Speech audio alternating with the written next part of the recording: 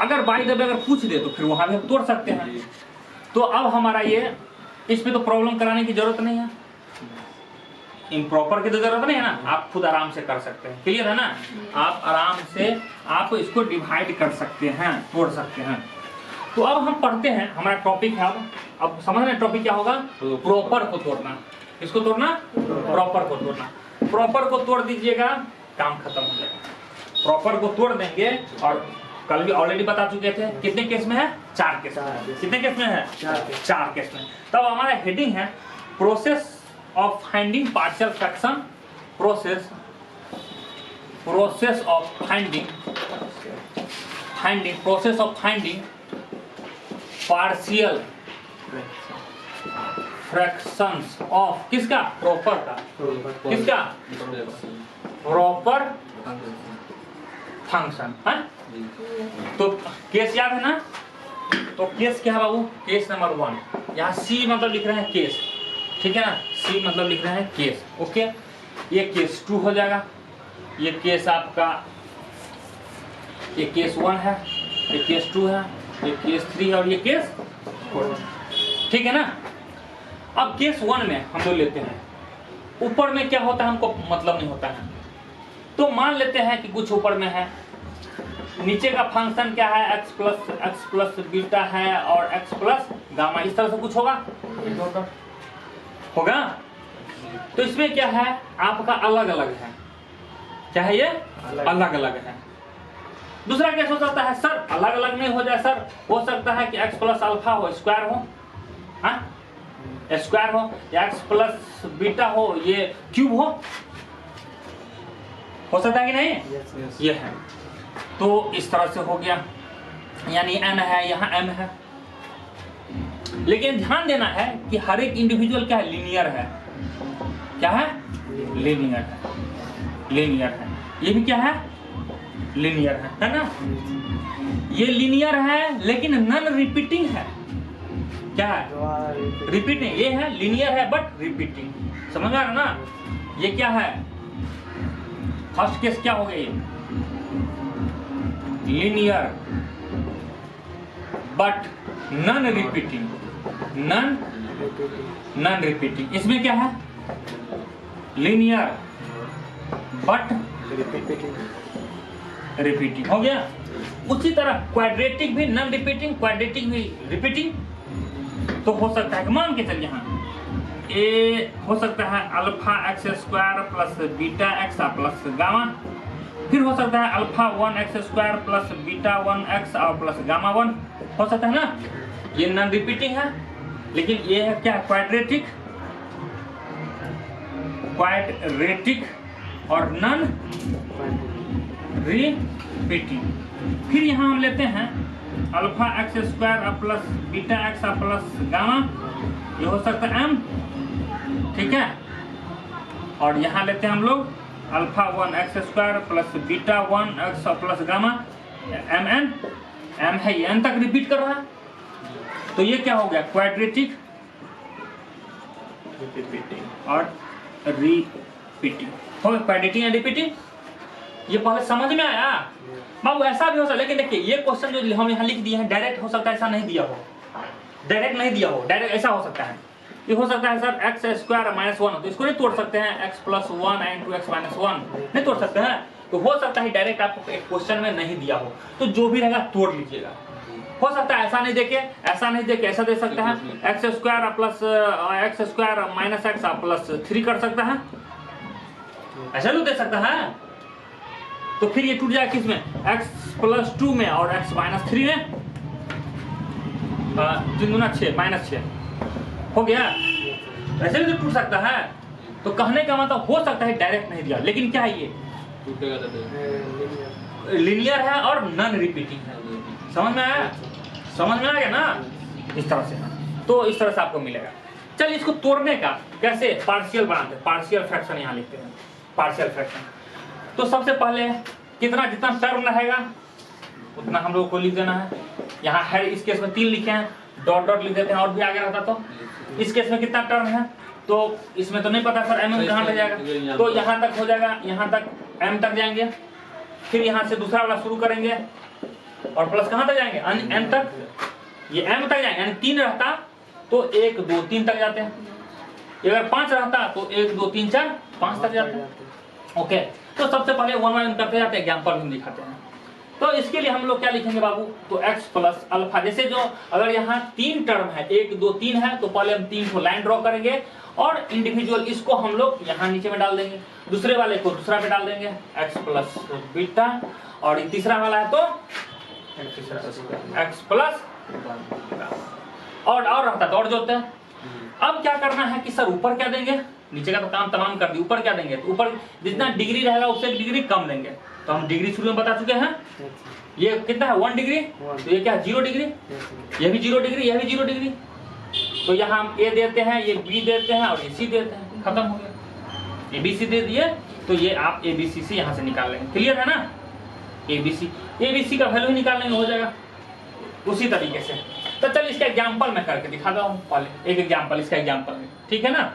तो एग्जाम्पल हम लेते हैं, मान लेते हैं x प्लस 2 है और x माइनस 3 है, तो इसको क्या लिखेंगे x प्लस 2 और प्लस क्या लिखेंगे x माइनस 3, इसको यहाँ लिखें और इसको यहाँ लिखें। अब ये 1 डिग्री है तो यहाँ क्या देना है 2 डिग्री, तो a वाला सॉरी 1 डिग्री है तो 0 डिग्री वाला a और b, या आप मन होगा नहीं सर इसे लिखे तो ऐसा K1 और K2 भी दे सकते हैं, ये तो आपकी मर्जी के है क्या कांस्टेंट दे रहे हैं, K1 K2 K3 K4 जो है A1 A2 AB3 ये आपके मन पे है, ये कुछ भी लिखिएगा, बस दरअसल ध्यान देना है कि इससे 1 डिग्री कम होना चाहिए, इससे 1 डिग्री कम होना चाहिए। तो खत्म हो गया पार्शियल पर, ये टूटना ये हो गया। फिर वैल्यू कैसे निकालेंगे वो अलग हम पढ़ेंगे, क्लियर है ना, वैल्यू कैसे निकालेंगे उसके अलग पढ़ेंगे। तो इस तरीके से हम लोग पार्शियल फ्रैक्शन तोड़ना सीख लिए। दूसरा, अगर रिपीटिंग हो, ये है रिपीटिंग है, रिपीटिंग है, लीनियर है, क्या है रिपीटिंग है, तो लीनियर रिपीटिंग रहेगा तो इसको क्या करेंगे बाबू, जितना रहेगा मान के चलिए m है तो क्या जाएगा 1 जाएगा, फिर 2 जाएगा, फिर 3 जाएगा, फिर m तक जाएगा, उस तरह से। अब यहाँ क्या देंगे, फिर उसका बाद प्लस, ये है n तक जाना है तो फिर n तक जाना है तो प्लस हो जाएगा, ये हो जाएगा, फिर प्लस ये हो जाएगा, फिर प्लस ये हो जाएगा, n तक जाएगा। तो इसमें क्या हो जाएगा x प्लस, बोलिए x प्लस अल्फा का पावर 1, यहाँ x प्लस अल्फा का पावर 2, यहाँ x प्लस अल्फा का पावर 3, और यहाँ होते होते कहाँ तक जाएगा x प्लस अल्फा का पावर m।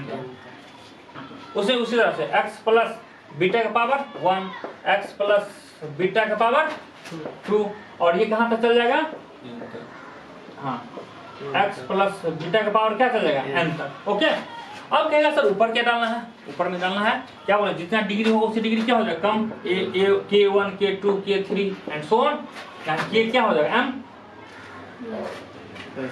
यहाँ क्या दे देंगे, यहाँ देते हैं मान के चलिए, यहाँ कुछ देते हैं K है ये पावर, हाँ 1 डिग्री हो गया सब ऊपर, कहाँ 1 डिग्री हो गया, 0 डिग्री है ना जी, पकड़े कांस्टेंट है ना जी, कांस्टेंट है 0 स्क्वायर है तो फिर क्या स्क्वायर है आगे ये तो कर रहे हैं, तो समझाना था, स्क्वायर नहीं इसको पकड़ना है, रिपीटिंग वाला लिखा गया, दूसरा बार लिखा गया, इसको नहीं तो कहेंगे क्यूबिक है, ये नहीं समझना, ये तो कंफ्यूजन वाला चीज वही समझना है, ये क्वाड्रेटिक नहीं है, ये लीनियर ही है, ये लीनियर अंदर वाला को पकड़ना है, रिपीटिंग वाला केस है, ठीक है। ये तो पता चलेगा इतना कांस्टेंट होगा माथा खराब हो गया जी, हाँ मारा है। तो इसे तो फिर यहाँ क्या कर देंगे K1 डैश कर देते हैं, ये क्या कर देंगे K2 डैश कर दें, इस तरह से K एंड डैश क्या हो जाएगा, मतलब हमको एक दूसरे से अलग कर देना है, हो गया ना। तो इस तरह से हम लोग पार्शियल फ्रैक्शन के टर्म में लिखना सीख लिए, पार्शियल फ्रैक्शन के टर्म में लिखना सीख लिए। अब हम सीखते हैं इसका, अच्छा इसका एग्जाम्पल करवा देते हैं, तो इसका एग्जाम्पल करते हैं।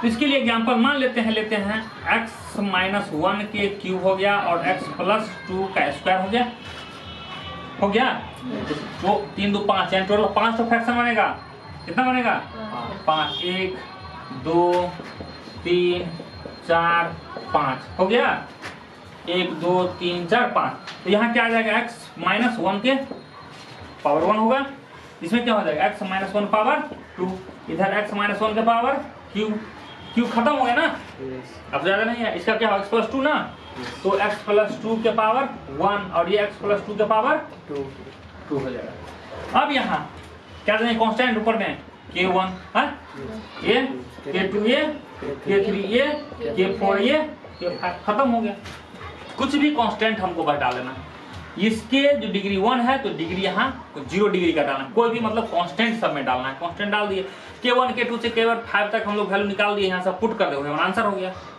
इस सबको वैल्यू निकाल दे और पुट कर दे हमारा क्या हो गया, आंसर हो गया। क्लियर है ना, अच्छा लगा, समझ में आया बढ़िया से? तो ये हो गया। अब हम बात करते हैं क्वाड्रेटिक के लिए, लेकिन नॉन रिपीटिंग है। क्या है? नॉन रिपीटिंग है। तो इसके लिए भी सेम सिमिलर सेम प्रोसीजर है, सेम प्रोसीजर है। आप लोग टेबल बना के बढ़िया से लिख लीजिएगा, आप लोग टेबल बना के बढ़िया से लिख लीजिएगा। तो इसके लिए भी सेम वही प्रोसीजर। कितना टर्म है? 2 टर्म। तो 2 टर्म है तो हम लोग क्या करेंगे, 2 लेंगे। अब यहाँ क्या लिखेंगे, alpha x square plus beta x plus gamma, और ये अल्फा 1 एक्स स्क्वायर यहाँ बीटा 1 एक्स प्लस गामा 1। अब ये क्या है, क्वाड्रेटिक। बंद गया पड़ा। तो ये क्या है, क्वाड्रेटिक है। ये क्या है जी, क्वाड्रेटिक है। तो क्वाड्रेटिक है तो ये कितना 2 डिग्री है ना, कितना है 2 डिग्री। तो यहाँ कितना डालना है, 1 डिग्री का। तो 1 डिग्री का एक्सप्रेशन A1x प्लस K2 डाल दे, या A1x प्लस B, जो भी कुछ कांस्टेंट डालना है। ओके, तो यहाँ क्या करते हैं, K3x प्लस K4, कुछ भी डाल दिए, बस डिग्री 1 होना चाहिए। ये भी तो 1 डिग्री का एक्सप्रेशन है, उधर पर लिखे थे ना जी टेबल बना के। तो ये 2 डिग्री का है तो 1 डिग्री का डाल लेना है, ये 2 डिग्री का है तो 1 डिग्री का डालना है। 2 है तो 1 डिग्री कम डालना है, बस हो गया। अगर ये 3 डिग्री का रहता तो ये 2 डिग्री का हो जाता, ये 4 रहता तो ये 3 डिग्री का। तो 3 डिग्री क्या होगा, पढ़ लिख चुके हैं टेबल में। तो 1 डिग्री का जनरल एक्सप्रेशन क्या होता है, 2 डिग्री, याद है ना जो टेबल लिखे थे उसमें से। तो 2 डिग्री के यहाँ समझना है कि 1 डिग्री क्या है, उस तरह से समझ के लिख देंगे। तो यही हो गया। अगर ये रिपीटिंग रहता, अगर ये हो सकता है कि m तक रहता, ये n तक रहता, तो क्या हो जाता, तो अभी यही चलते रहता, यही चलते रहता कि पावर 1 हो गया, फिर यही 2 हो जाता, फिर यही 3 होता, 4 होता, m तक जाता, फिर ये कहाँ तक जाता, n तक जाता, n तक जाता, और ऊपर में क्या हो जाएगा, फिर ये 1 डिग्री 1 डिग्री। अब ऐसे नहीं सोच लेना कि सर ये 2 ऑलरेडी है, 2 लगेगा 4 हो गया। ये अंदर में 2 है और ऊपर में 2 डाले हैं तो 2 गुना 4 हो गया, तो 3 डिग्री डालना, ऐसा नहीं है। ये अगर क्यूब रहेगा 3 गुना 6 डिग्री हो गया, तो यहाँ 5 डिग्री डालना, ऐसा नहीं करना है। ठीक है ना, इसके अंदर वाला मटेरियल को पकड़ना है, वो कितना डिग्री।